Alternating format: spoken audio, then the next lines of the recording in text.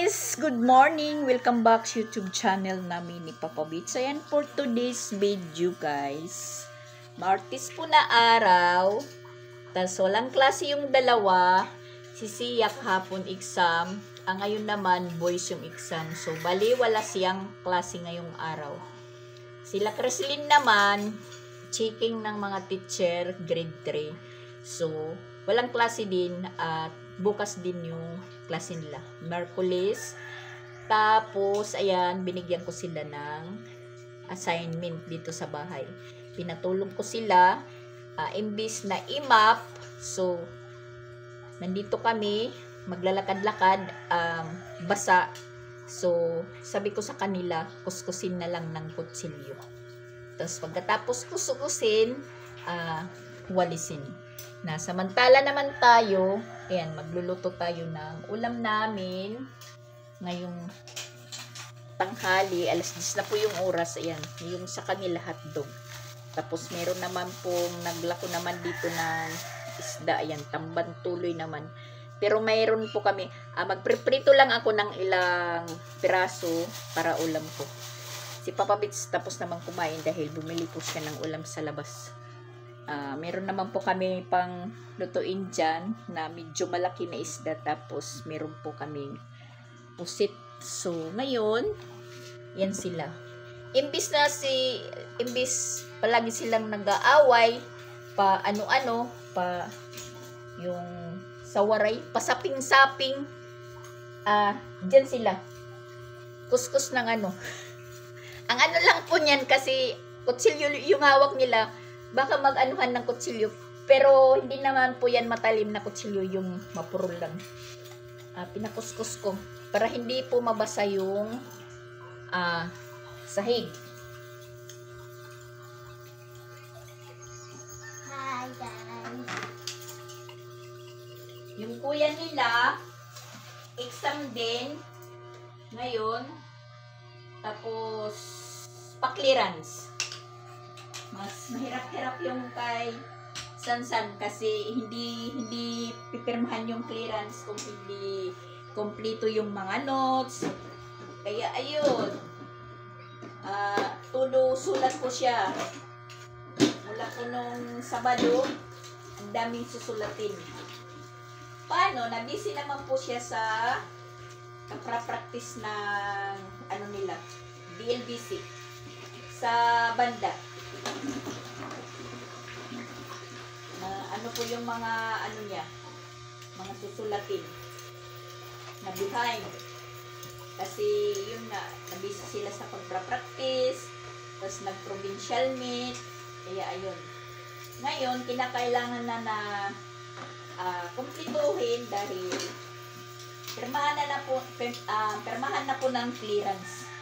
Pag hindi kumpleto at walang project, ayun, yun sila na hihirapan dahil hindi pinipirmahan ng mga teacher. Diyan po nakikita-kita pag oras na ng clearance. So, hindi rin makaka-take ng exam kahit nakabayad na ng tuition pag hindi kumpleto yung clearance, hindi na pirmahan. Okay naman, so ayun. Maaga pang umalis. Tapos nakalimutan pa yung clearance niya. Nagpatid kay Papa Bits. Tapos balik naman si Papa Bits dun sa school. Natid yung clearance. Dahil nakapila na siya at mahaba na po yung pila. Alas 6 pa lang, mahaba na daw yung pila. So walang magawa. Walang choice. Balik doon si Papa Bits. Sabi ko naman sa kanya, yun ang pinaka-importante, iwanan mo pa.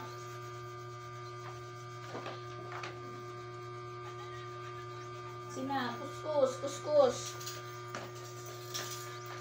Nagsasaing pa naman tayo. Kunti na lang yung kanin, so nagsaing ulit tayo. Saing.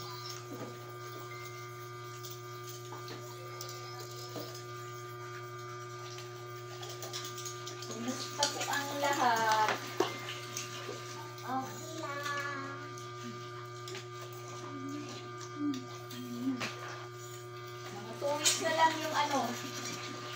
balik ng eskwelahan.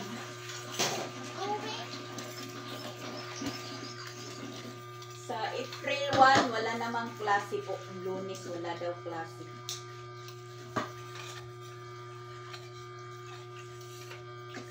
Tapos sa April 9, wala din pong klase dahil araw ng pagitingan pa yun. Tapos malapit-lapit na rin malapit-lapit na rin Holy Week.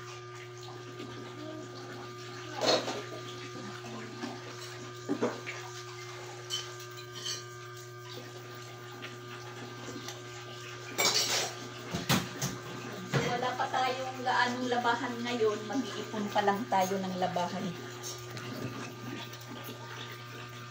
Sila. Ano yan?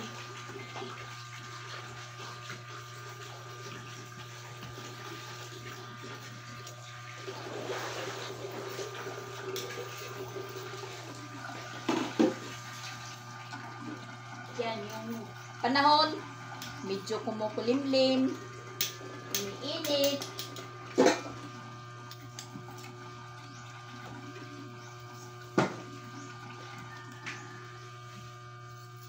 Sana yung summer naman, hindi yung puro init lang. Dapat may ulan-ulan din. Kasi pag nakakainit, naku, sobrang init talaga. Pag naumpisan ko yung tag-init, talagang mainit.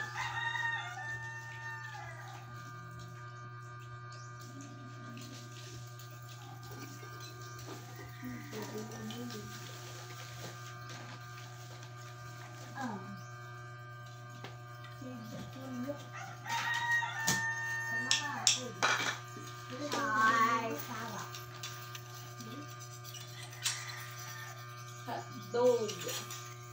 Cheese hotdog.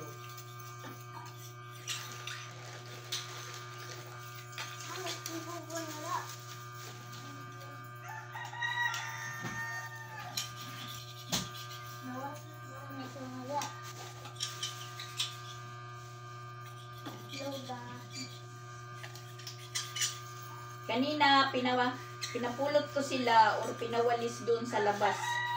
Pinakuha ko yung mga balat ng candy, chicherya dyan sa may damuhan. Para malinis tingnan. Tapos yung mga bunga ng niyog na mga hinatnat ng daga. Kasi nakakaano tingnan dyan sa labas.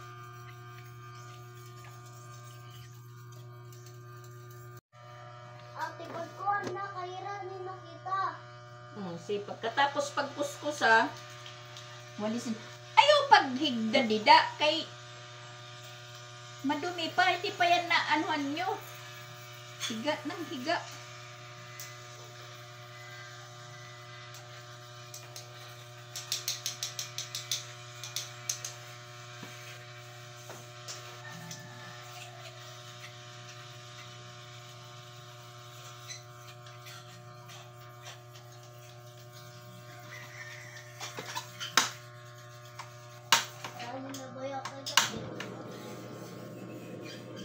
Magluto ng ulam.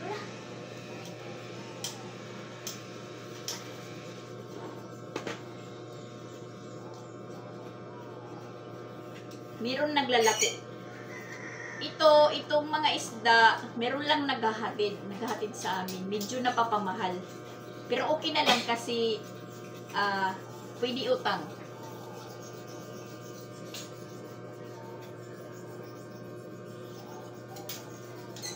Makikinig ako kasi merong naglalako na nakamotor. Kung magkano yung kilo sa kanya.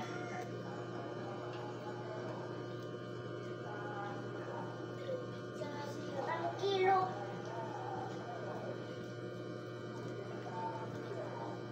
Sa 60 kilo? Tingnan nyo sa naglalako 60. Samantala sa naghatid 120. Ay, 70 pala, 70. Pero okay na lang yun dahil inuutang naman.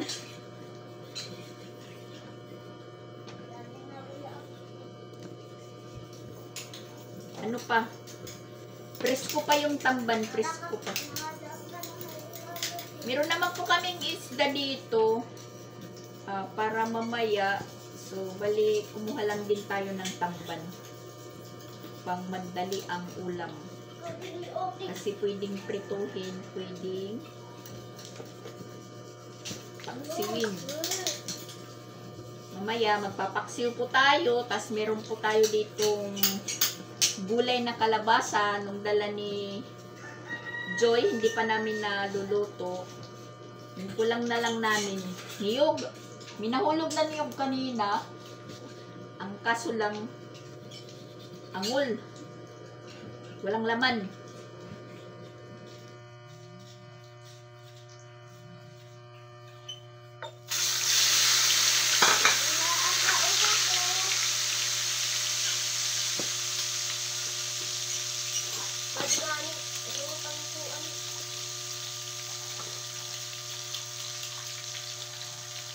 Angol yung napulot kong niyog. Angol. So, makakabili pa kami ng niyog.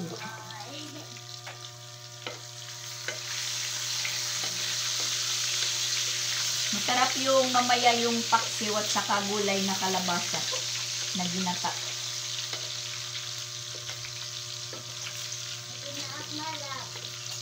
Sige, tapos sikira. Kay mga ngaon, tapos kumaon, makarigo. Tapos maligo, matutulog. Yun ang trabaho nyo ngayong araw. Matulog pala kami. Hindi matutulog ulit.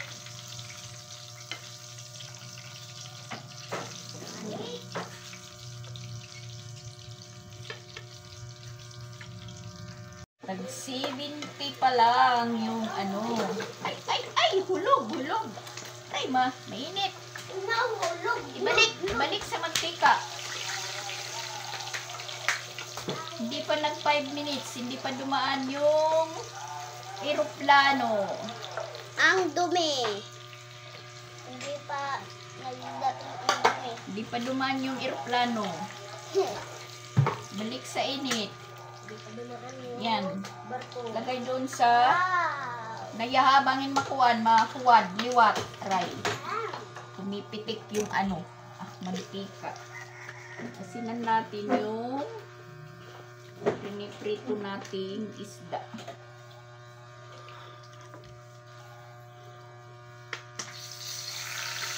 Ay.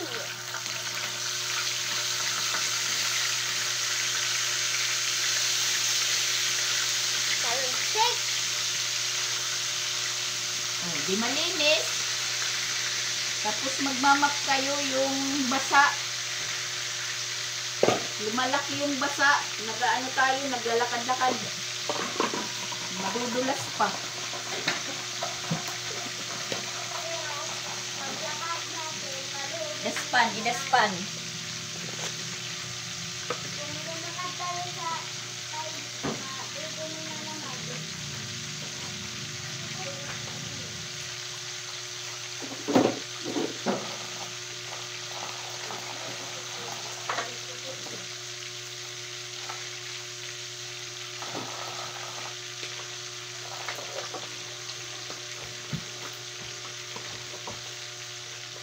Ito pa si Rom.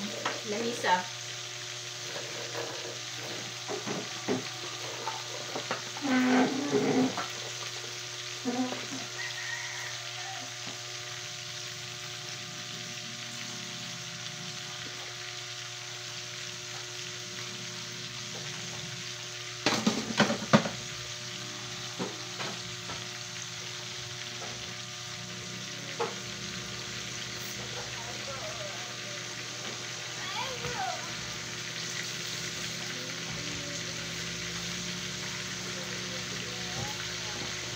Tapos, alinin natin yung misa.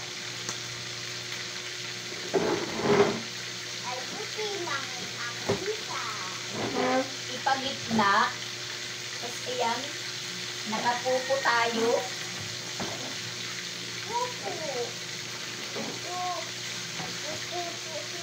Habang nagluluto, nakapupo. Para makapira din.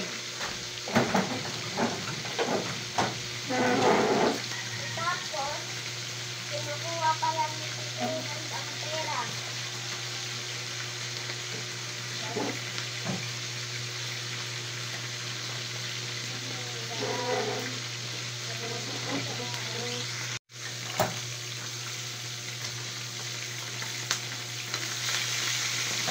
Tambang tuloy. Ang tambang tuloy kasi hindi nakakasawa na isda.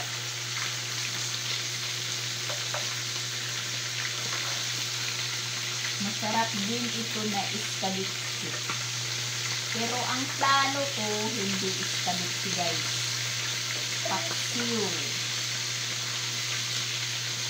Kasi nga, yun na nga, meron tayong gulay dito, kalabasa, gagatain, gulayin pa ulit-ulit guys. Yan, mga cute. Yung kalabasa ko, cute. Pero ito yung gulayin natin, medyo malaki. Yung dalawa, saka na lang. Pwede rin po tayong magkalamay dyan. Magkalamay ng kalabasa. Aray. Gumaganti yung ano. Gumaganti yung tambal.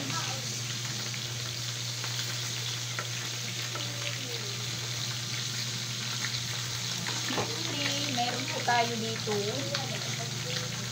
Kalamansi pa. Ayan, may kalamansi. Gagawa tayo ng sausawan. Pwede naman po akong mag-iskabitsi, pero paksiw talaga yung target ko. Saka yung siling haba, nandyan pa. Nang harvest ulit doon. Talagang pinapaubos yung mga bunga ng may-ari.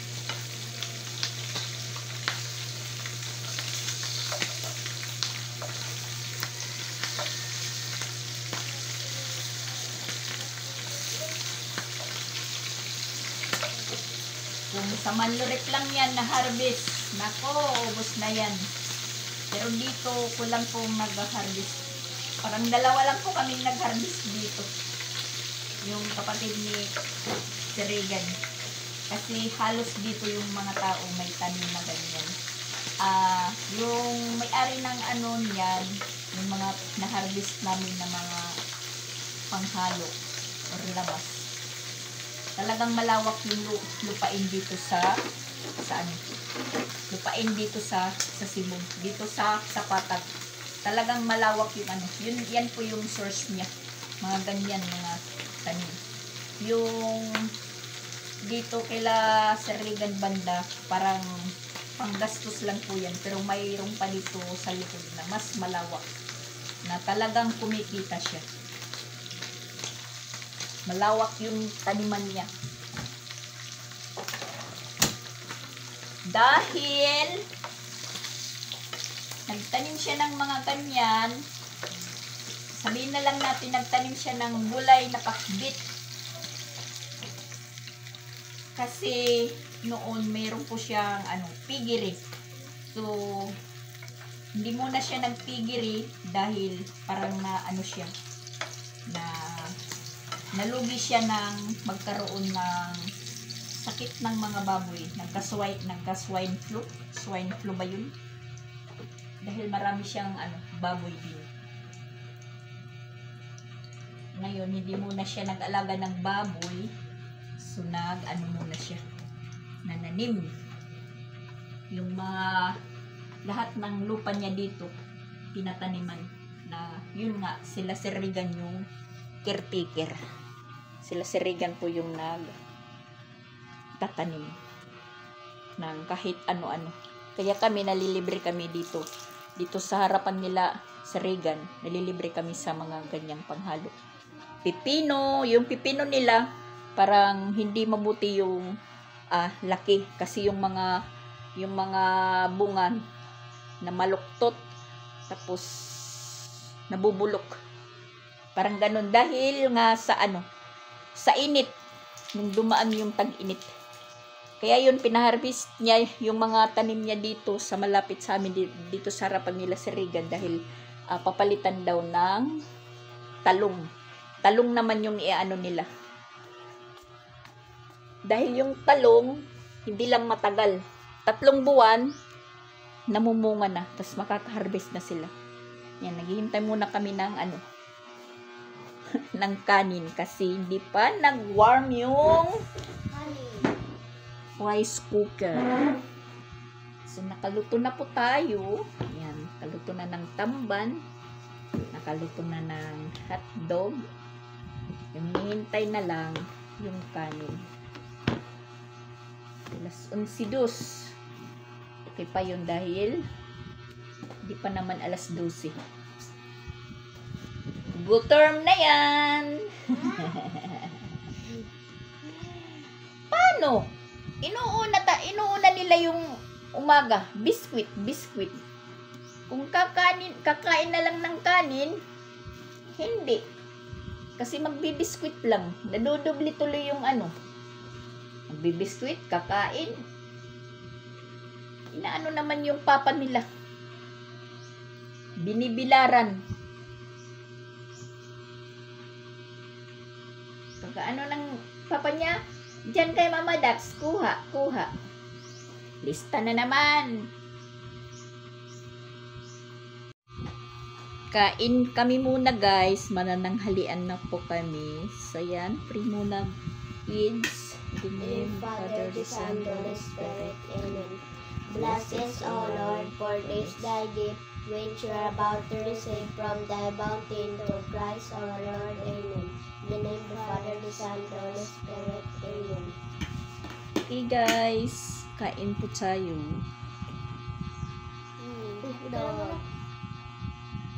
Sige, makakuan man ka mo, masawsaw.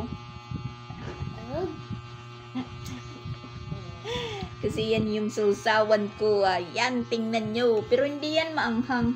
Opo. Hindi kasi manghang yung sili. Hindi rin maharang. Hindi po ako kontento sa anghang.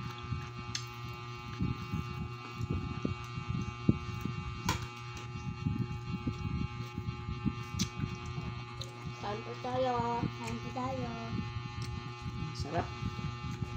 Sarap ng sausawan.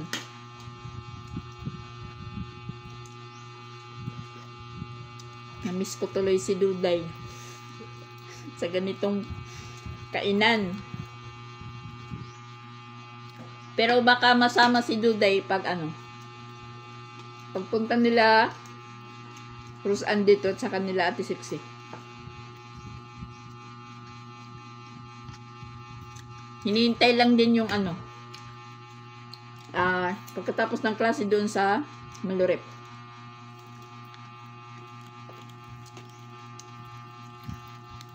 Mag-i-exam pa kasi. Ang lang yan kung merong mga award.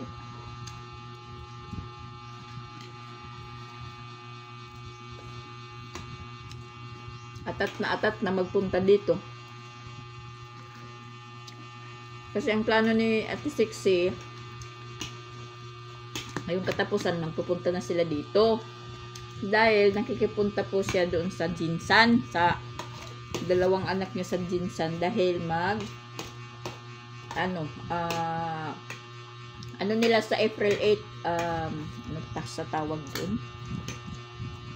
Yung mga honors, ano bang tawag doon? Recognition ng April 8. Gusto ni Ate Siksi na maka-attend po siya.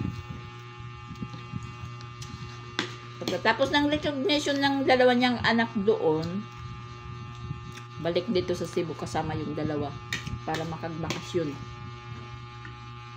Dahil yung balik ni Ate Siksi sa May 6. Ano lang po nun, kasi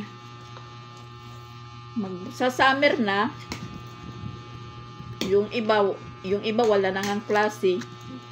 Di, yung iba magsisiuwi kung taga probinsya, kung saan saan, maraming pasaheros. Tapos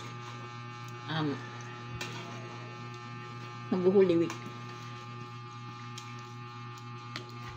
Sabi ni Ate Sixy, iwan ko, plano lang po niya yan, sa 10 or 11 balik agad dito sa Cebu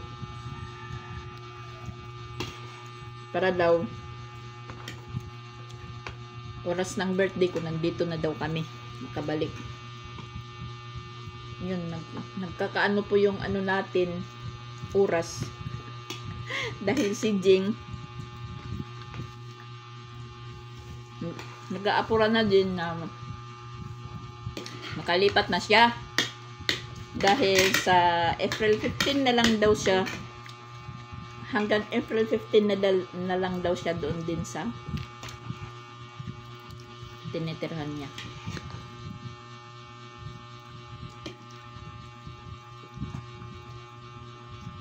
Yun ang iniisip ko ngayon.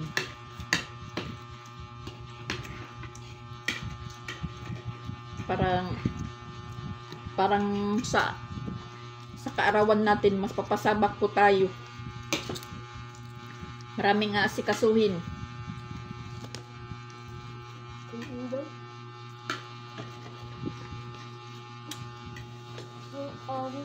Kakanin pa, kakanin.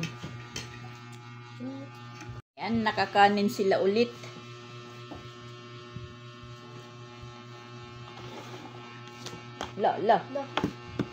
Lapit nang matapon guys yung sausawan ko. Lalapit ko yung yung tamban sa akin dahil hindi naman sila kumakain.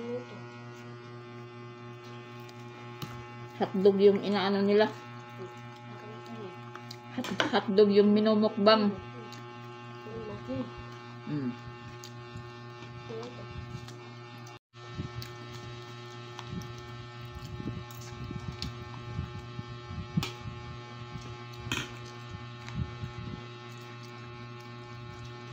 Wakin, orig klase ano?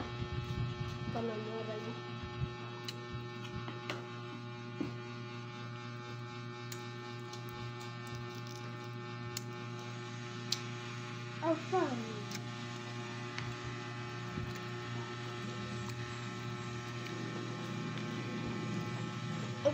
March 28 na balik. Jid.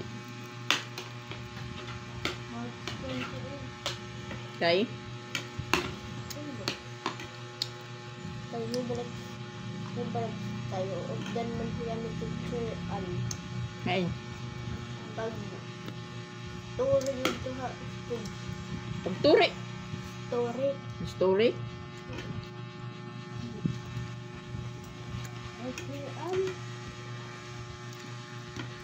Matatapos na yung klase, maraming activities yung mga estudyante ngayon. Tapos yung mahirap dyan,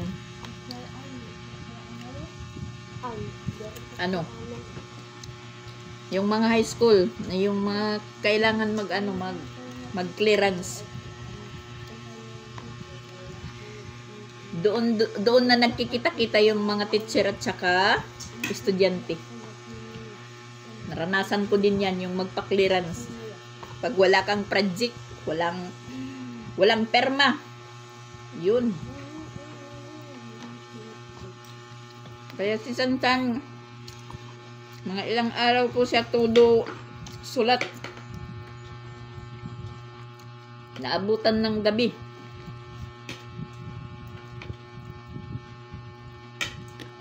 Kasi, yung mga estudyante, diyan po sila nagkukumpleto pag oras na ng clearance. Sa malayo pa, laylo lang.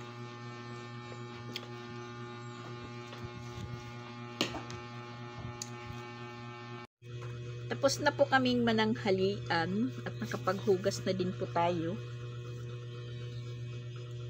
Ayan, kain po tayo ng candy dahil maano sa bibig yung tamban. Tubig! Puno na siguro, CR. Pakainit sa labas.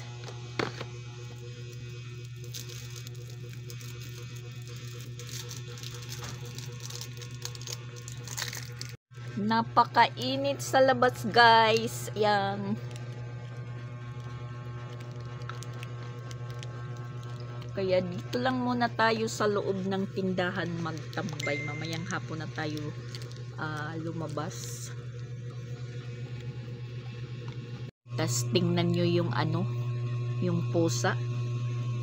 Ginagawa nila ng ano, laruan dyan. Natatawa po ako kanina, yung ano, yung brown na pusa, yung maliit, at saka yung kapatid niyang pusa na bali pinakaati nila kasi babae yun at buntis na nga, malapit ng mga anak. Nakita ko sila kanina dyan sa banda ng puso, kaya ng umaga. Nag-aagawan sila ng ano, ng daga. Tapos yung nagwagi, yung maliit na pusa, yung brown. Siya po yung nakaagaw ng daga at saka karikas ng takbo doon sa likod. Ang bilis umano. Yan lang po yung nakakaganda sa kanila dahil yung mga daga namin dito hinuhuli nila. Kaya yung mga daga na maliliit na nandyan sa silong ng ano namin, lababo or doon sa silong, dyan sa silong, kasi merong mga daga yan na maliliit. Ito ang kagaw pala ito. Ayan, tingnan nyo, malaki yung ano, malaki yung tiyan kasi buntis na yan. Anak yan ni Sanya. Nag-aagawan sila kanina ng kapatid niyang pusa na maliit, yung brown. Yan po yung ano natin, labahan pa lang. Kunti pa lang. Saka ito po yung nilabahan natin kahapon. Dito lang sila nakalagay. Mamaya kukunin ko na yan dahil tuyo na. Tas ayan, tinabunan ko lang po yung ano, washing machine natin para pag umulan hindi masyadong mabasa.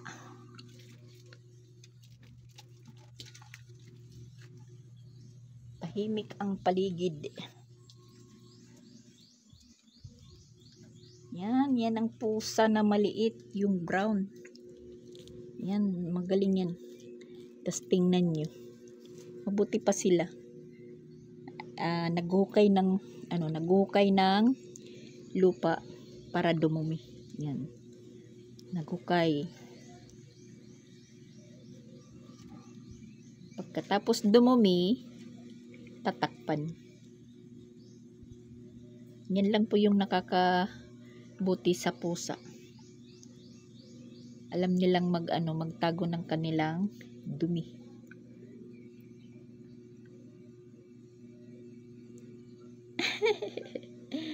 ang tagal dumimi ni Miming. Ang tagal. Yan, tas tatabunan na niya. Inaano pa, inaamoy-amoy pa. Yan, tinabunan niya po yung ano niya. Si Miming, nakakatuwa si Miming.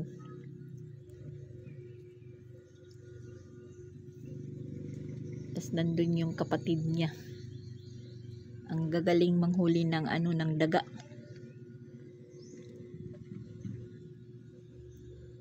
Tapos yung trapal na kinuha dito, inilagay ko kanina dito sa likod. Bale, pinatong ko lang yung trapal diyan. Yan. At kinuha ko na po yung mga plastic sa mga gilid-gilid. Pwede na namang tambayan dahil natabunan na yung yung mga malapit ng mabutas. Ayan. Nakadubli yan hanggang dito. Kahit umulan, hindi na yan tutulo. Yan, hanggang dito umabot. Kasi 3 metros po ito. Nagagawa naman itong tambayan ng mga mga kaibigan ni Ronald. Ito banda. Yan, malinis yan kasi nilinisan ko kanina. Ang kaso lang pag ganitong oras, tapat sa tanghali. Mainit talaga. Okay lang po dito tambayan pag hapon na. Mga alas 5, wala nang init. Mahangin.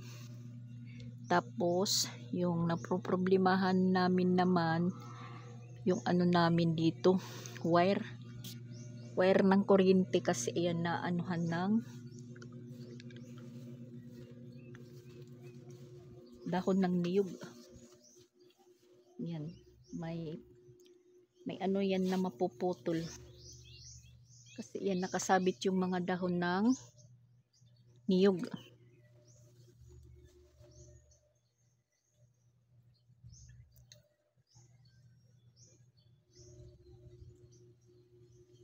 Dito lang po yung nakakaano.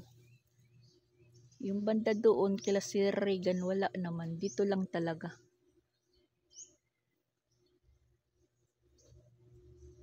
Nakabitin dyan sa sa wire namin. Sa wire ng kuryente. Yan.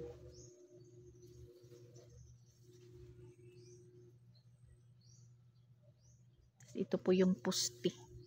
Bakal. La doon. Ito naman saging, malaki na rin. Tanim yan ni tatay.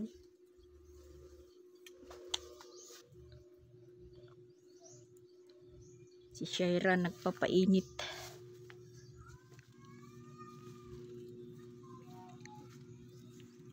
Paghapon na, dito nagtatambay si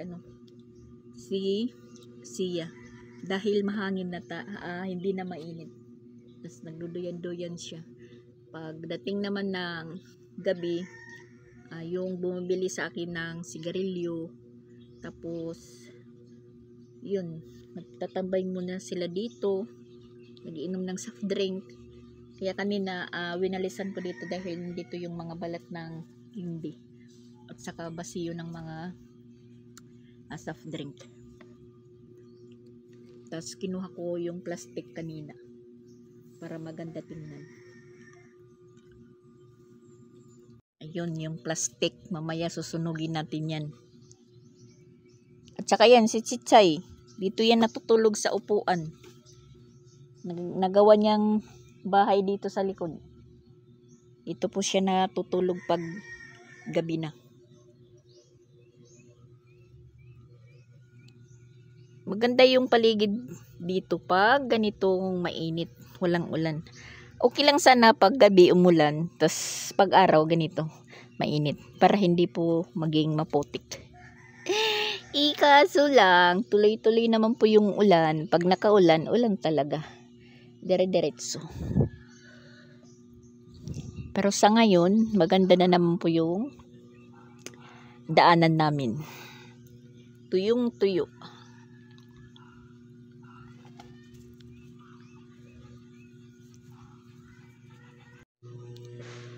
Malaman na naman yung tindahan natin na merkado po ako kahapon. Kasi na talaga ako pag namimili pa ako ng paninda tapos wala ako. Parang malaki po yung nawawala pag hindi tayo yung bantay. So sa pa naman kami babalik doon sa Compostela. Parang binig ko kay Christian, pwede daw Sabado, Linggo doon kami sa Compostela mag-ayos ng ni Jing bagong lilipatan. So bali 2 araw po yung trabaho nila. Hindi naman po kasali yung yung trabaho nila sa Lunes kasi sa Lunes April 1 walang klase, walang opisina. Hindi naman kasali yung mga construction worker sa mga hali-hali din na yan. So sila may trabaho sa April 1. Sayang naman kung hindi sila papasok. Kayang-kaya naman nilang trabahoin doon dahil maliit lang naman yung ni Jing doon. Medyo mas malaki lang doon sa apartment or boarding house na rinirintahan niya. So kayang-kaya yan. Hindi naman po kinakailangan na maghanap ng karpintero, since alam naman ni Christian at saka Ronald, yun, ang kaso lang may trabaho sila, hindi araw-araw yung trabaho, kaya medyo matagal. So ngayon mamadaliin dahil hanggang April 15 na lang si Jing. So sa 2 araw, kung hindi lang naputulan talaga yung doon,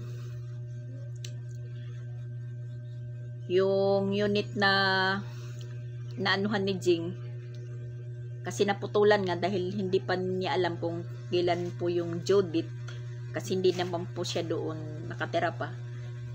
So ayun, na disgrasyang maputulan. So kahapon nabayaran na po niya. Naputulan, lang po yung bill noon na parang nakita ko 40 pesos yata yun yung nakalagay doon sa bill. Ayun lang, hindi ko tiningnan kung kailan yung due date. Yun lang po yung naging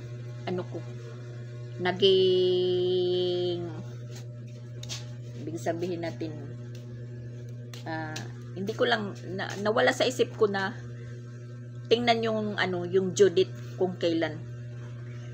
Pero si Jing parang naisip niya na talagang mapuputulan doon, kasi hindi nga niya alam, dahil yung putulan pala doon, halimbawa 14 yung pagbigay ng bill, so pagka 17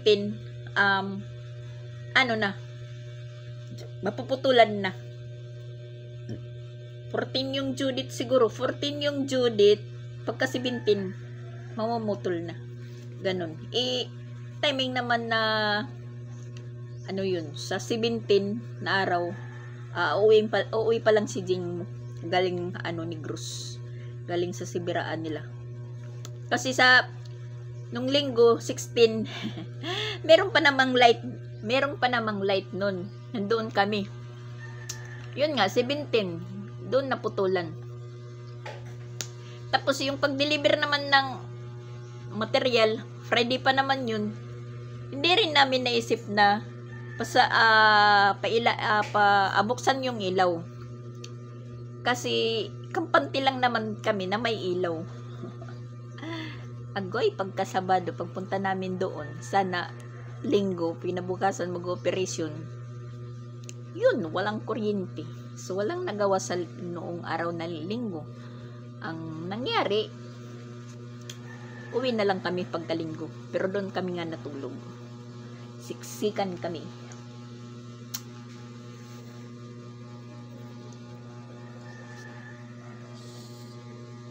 Tignan namin kung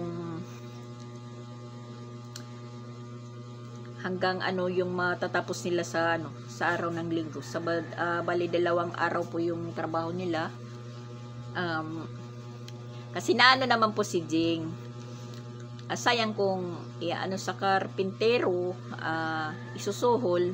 Alam naman ni Jing at saka alam naman ni Ronald at saka ni Christian. So bali sila na lang po yung karpintero ni Jing, para makatulong din.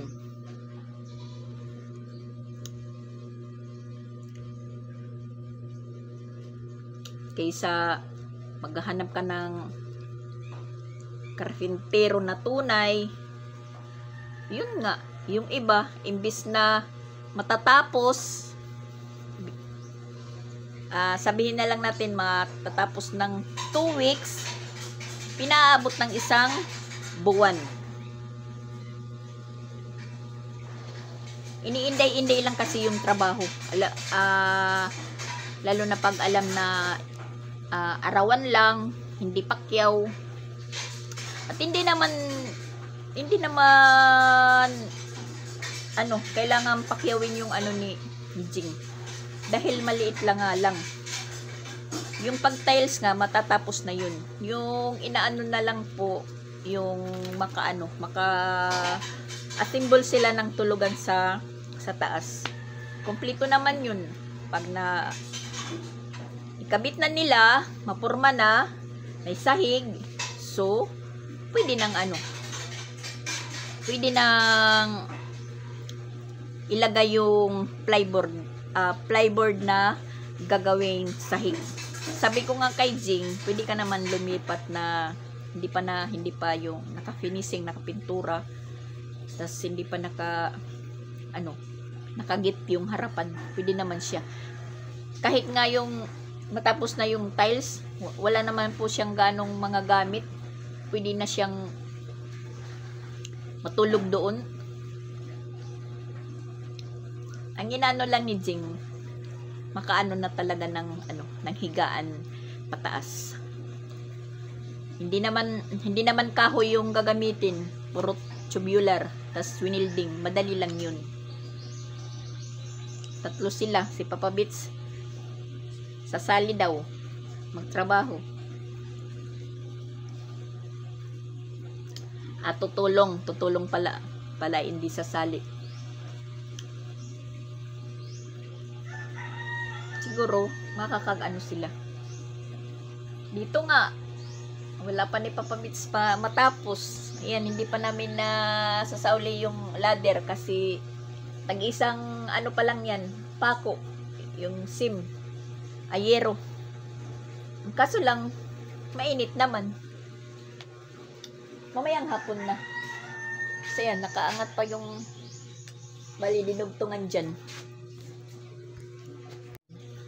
Kailangan pang apakuan. Kahit sa dulo na lang. Doon, pareho dulo. Tag-isa-isa lang kasi yung dalawa siguro isa. Dalawa. Yung bali, anuhan na lang yung pinakadulo. Mayang hapon, pwede na yan pakuan. Yung mga dulo-dulo. So, parang lumuwag na tayo. Tapos si Papa Bits, balik siya sa niya, doon sa likod, twisto. Yun, sabi ko nga, pwedeng higaan yung upuan doon. Yun, nakapwisto na si Papa Bits doon. Hindi na siya may istorbo. Balik po siya sa kanyang pwisto. Yan, naka-electric pan, tapos mahangin sa sa likod. Yan. Huy, ay pagtamakit kuan. Ay manin, napakan si, yan, anong pangalan dyan? Ito? Oh? Anong pangalan yan? Na-stop toys siya. Bokaw? Pikachu. Pikachu. Naapakan mo si Pikachu. Pikachu ito. Yan, wala pang mga ligo guys. Mamaya ng hapon maliligo. Okay, sige, pag suroy-suroy si Sia sa labas.